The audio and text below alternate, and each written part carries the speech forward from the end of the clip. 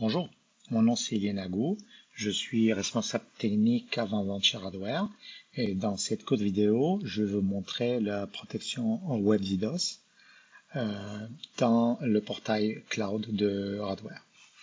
Donc à l'écran, on voit les événements de sécurité pour la protection applicative et notamment la protection WebDDoS. Et on voit ici qu'il y a une attaque en cours sur un site de test, c'est un serveur de téléphonie. Donc le site fonctionne toujours, mais il y a une attaque en cours. Ici, on peut voir les détails de l'attaque.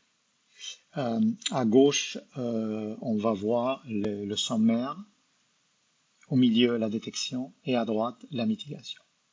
Donc on voit ici qu'il y a une attaque qui dure depuis 9 minutes sur cette application-là.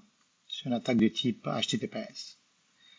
Les attaques de type WebDDoS, on le détecte avec, en regardant deux caractéristiques. Donc on regarde les requêtes par seconde et en même temps on regarde le comportement de l'application.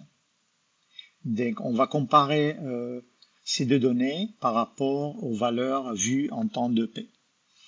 Donc, quand les deux valeurs dépassent un certain seuil, c'est à ce moment-là qu'on va déclarer qu'il y a une attaque.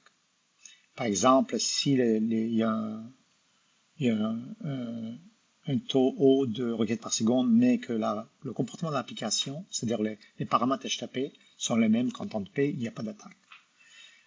Sinon, si les deux dépassent un seuil, on le voit ici sur le graphe, donc à ce moment-là, on va déclarer une attaque.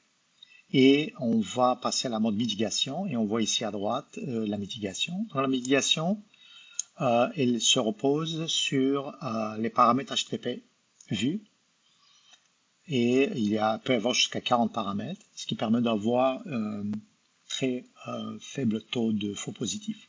Donc dans ce cas-ci, on voit qu'il y a eu minimum de 2000 requêtes par seconde, il y a eu 600 000 requêtes, parmi lesquelles la plupart ont été bloquées. Donc, le site, comme je disais, il est toujours fonctionnel, alors que l'attaque est toujours en cours. Merci pour votre attention.